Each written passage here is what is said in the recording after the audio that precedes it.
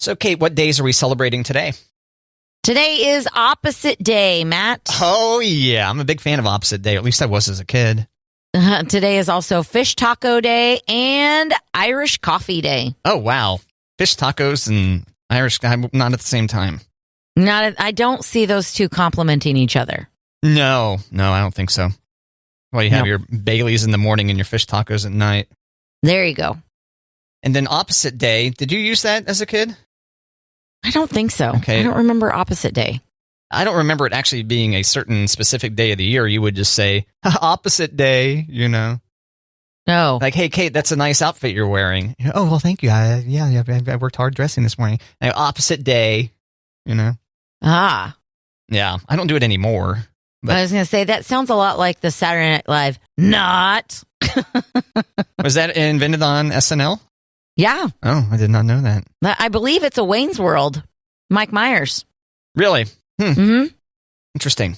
Learn something new every day here on Matt and Kate, don't we, Kate? Well, if it's important 90s Saturday Night Live information, there's a good chance I know it. Right in your wheelhouse. But Opposite Day, I don't remember. Wah-wah. Wah-wah. Are you saying that because you're about to declare today Opposite Day and say, actually, no, I do know Opposite Day. I was just saying that because it's Opposite Day on Opposite Day. Busted. You got me. Okay. All right. New emoji incoming, Kate. New emoji. Yeah. Like, is emoji plural yes. or just emoji? Emoji is plural. Okay. Yeah. You can say emojis. Emojipedia says that's okay, but originally emoji is a plural word. You know? Okay. It's like people, even though there's no S. Anyway. Okay. A lime. Nice. Which I'm kind of surprised isn't in there already. A mushroom with non-poisonous coloring, Kate. Okay. I guess the current mushroom in emoji would be a poisonous mushroom if you were to consume it.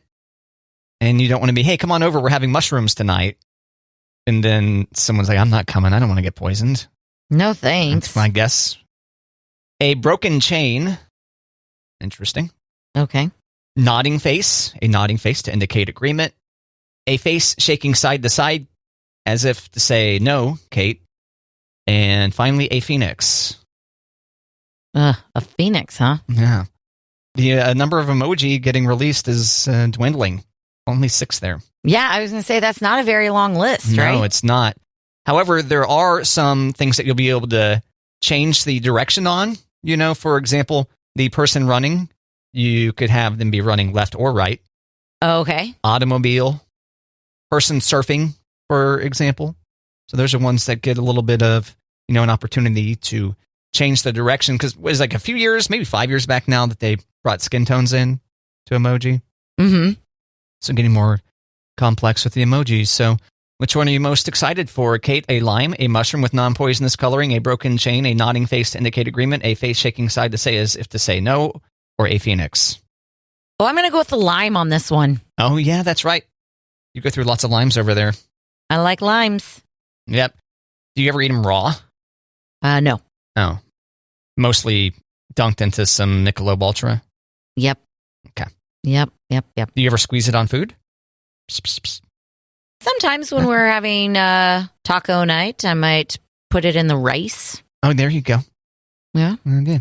And you'll be able to be talking about it with emoji. Possibly later this year. Plug it into your phone. Possibly. I was going to say, when are they coming? It's really up to the individual vendors. Okay. Yeah. Sorry. Wah, wah. Matt, I broke the nap rule. The nap rule.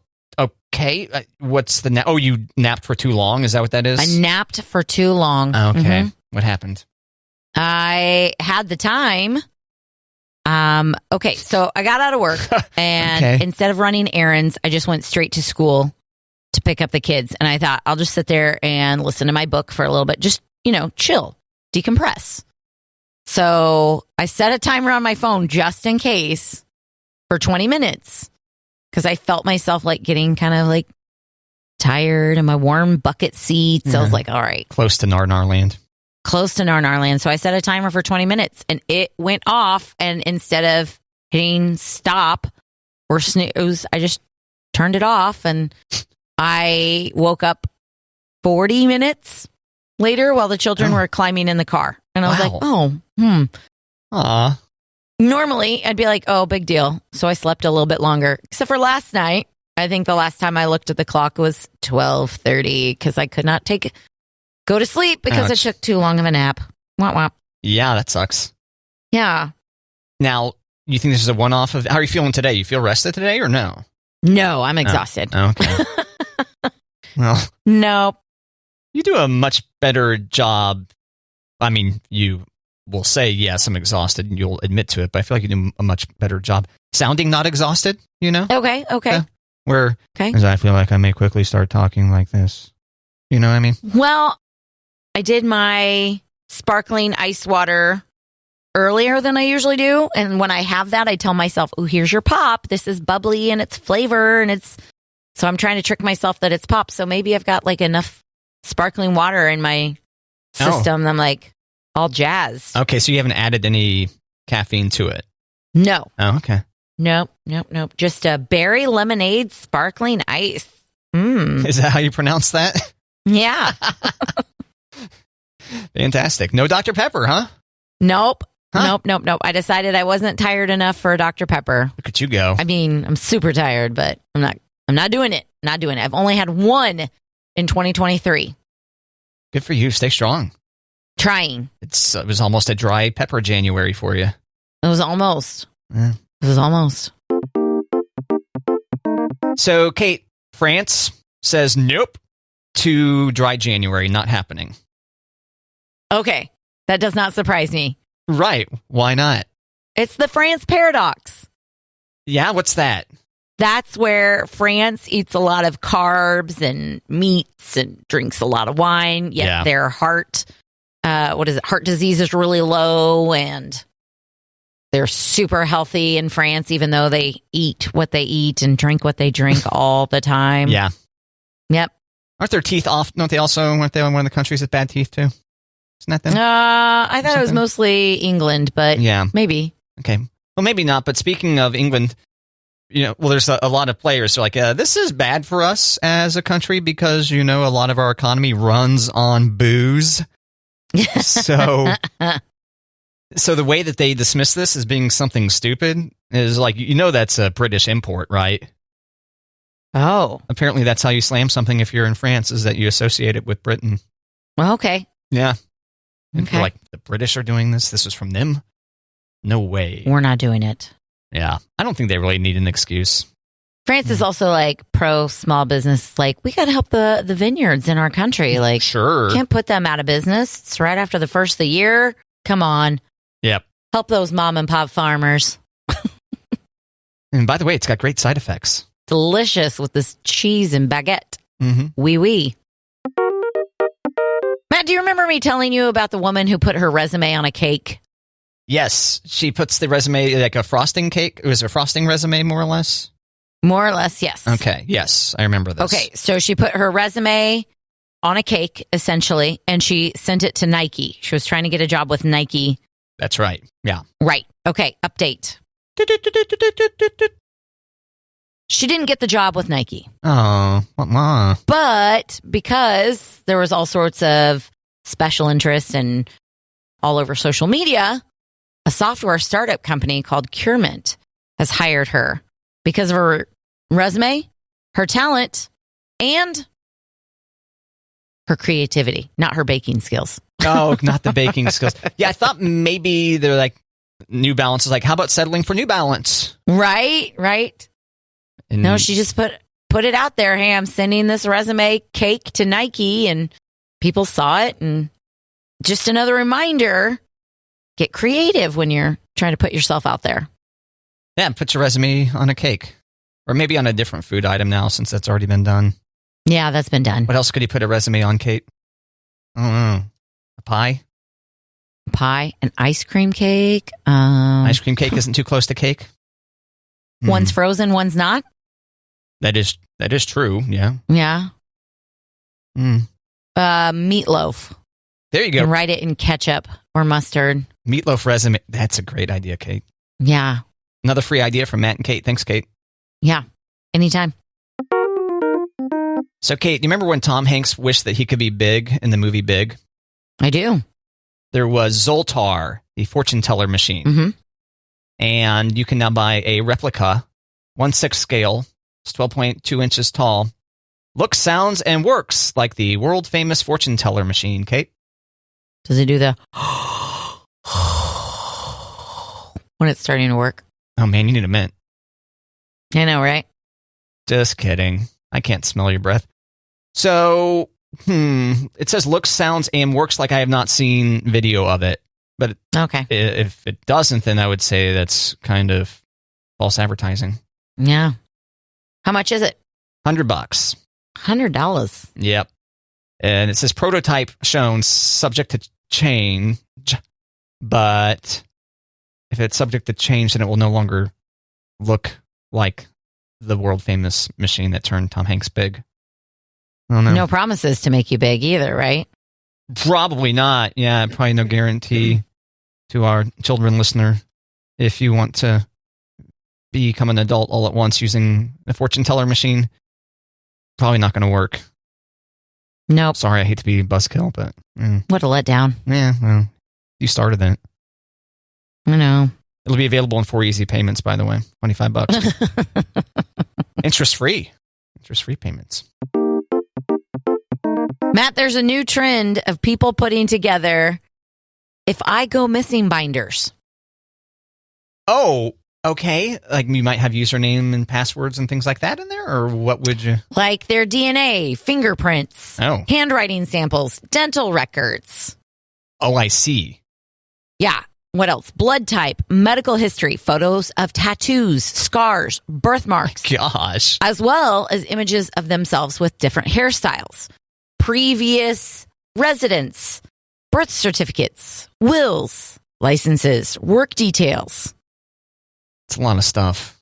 Yeah. I assume one would want to store this in the safe deposit box once they've compiled it. Or let someone know, hey, this is where I've got it hidden in my house. Because you don't want this to get into the wrong hands, right? Yeah. Yeah. In case my murderer needs to be, they need to identify my body based on my dental records, is the idea. Mm-hmm. Or if I get dismembered and they find just my hand or something, that they could get my fingerprints. Right. Or if there's a will that nobody knew about, but now all of a sudden it leaves it to your cousin Bernie, but they can cross-reference the handwriting. Yeah. Bernie's going to blow through that inheritance in no time.